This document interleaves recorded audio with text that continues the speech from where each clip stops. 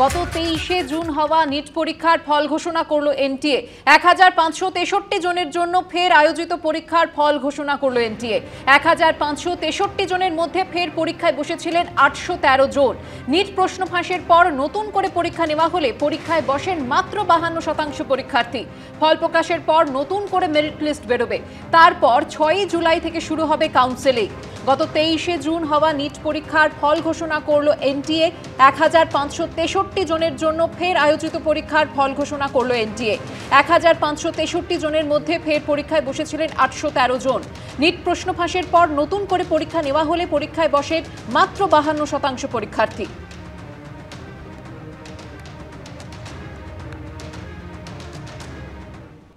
বেআইনি পার্কিংয়ের বিরুদ্ধে বেহালার সরসুনায় পথে নামলেন প্রবীণরা। সরসুনা থানার সামনে বিক্ষোভ দেখান তারা। আর অন্যদিকে মুখ্যমন্ত্রীর কড়া বার্তার পর ক্যামাক স্ট্রিটে নিজেদের পরিত্যক্ত ঘর ভেঙে দিল কলকাতা পুরসভা। কলকাতা দুই অংশে দুই ছবি। বেহালায় বেআইনি পার্কিং এর বিরুদ্ধে পথে নামলেন প্রবীণরা। ক্যামাক স্ট্রিটে নিজেদের পরিত্যক্ত ঘর ভেঙে দিল কলকাতা পুরসভা। মুখ্যমন্ত্রীর কড়া বার্তার পর উত্তর থেকে দক্ষিণ শহর জুড়ে বেআইনি পার্কিং এর বিরুদ্ধে অভিযানে নেমেছে কলকাতা পুলিশ। কিন্তু বেহালার সরসুনার শকুন্তলা পার্কের স্যাটেলাইট টাউনশিপ এলাকায় ছবিটা ঠিক উল্টো।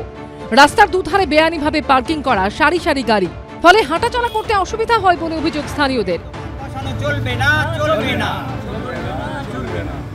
বেশ কিছুদিন ধরে একটা ইললিগাল পার্কিং এর শুরু হয়েছে। কিছু কিছু বাস পেছনে দেখতে পাবেন, এখনো বেশ কিছু বাস আছে। সকালের দিকে প্রচুর বাস থাকে এবং এই জন্যে রাস্তাটা ক্রমশ সরু হয়ে যাচ্ছে। এবং এই রাস্তাটা একটা মেন রোড, আমাদের হাউজিং এর একটা মর্নিং ওয়াকের এটা রাস্তা। প্রচুর সিনিয়র সিটিজেনরা মর্নিং ওয়াক করেন। শকুন্তলা পার্ক কোঅপারেটিভ হাউজিং সোসাইটির পক্ষ থেকে সরসুনা থানায় অভিযোগ জানানো হয়েছে। দখলদারি ও বেআইনি পার্কিং নিয়ে মুখ্যমন্ত্রীর কড়া বার্তার পর মমতা বন্দ্যোপাধ্যায়কেও চিঠি দেওয়া হয়েছে, কিন্তু তাতে কোনো লাভ হয়নি বলে অভিযোগ। বেআইনি পার্কিং বন্ধের দাবিতে রবিবার সরসুনা থানার সামনে বিক্ষোভ দেখান স্থানীয় প্রবীণ নাগরিকরা। এখানকার যে বাস মালিক আছে তাকে আমি ধরেছিলাম যে কেন তোমরা এখানে বাস রাখছো, বাস সরিয়ে এখান থেকে। তার উত্তর বলেছিল আমরা সরাবো, আমাদের সব লাইন আপ করা আছে, অতএব আপনি কিছু করতে পারবেন না। তো লাইন আপ ব্যাপারটা বুঝলাম না, যতটুকু সন্দেহ করছি হয়তো পুলিশের সঙ্গে লাইন আপ করা আছে। তাই এই ব্যাপারে আমাদের পুলিশকে বলেওছি আমরা পার্সোনালি, কিন্তু পুলিশ বলছে যে রাতে তো থাকে, আপনাদের কি অসুবিধা আছে। অন্যদিকে ক্যামাক স্ট্রিটে নিজেদের পরিত্যক্ত ঘর বুলডোজার চালিয়ে ভেঙে দিল কলকাতা পুরসভা। কলকাতা পুরসভার 63 নম্বর ওয়ার্ডে কলকাতা পুরসভার ওই ঘরটি দীর্ঘ 40 বছর ধরে ছিল। যোগাযোগ করা হলে ওই ওয়ার্ডের কাউন্সিলর সুস্মিতা ভট্টাচার্য কোনো কথা বলতে চাননি। পুলিশ আর পৌরসভা মিলে টাকা তোলার ব্যবস্থা হচ্ছে, তোমাদের এলাকাটা ছাড় দিয়ে দেবো, তোমাদের এলাকাটা ভেঙে দেবো। টাকা তোলার জন্য ওদের খুব খরা চলছে।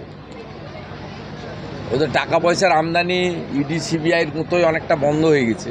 এটা একটা রোজগারের জায়গা, সামনে পুজোও আছে, এখন কিছু মালপত্র কামাই হবে, এই জন্য করছে।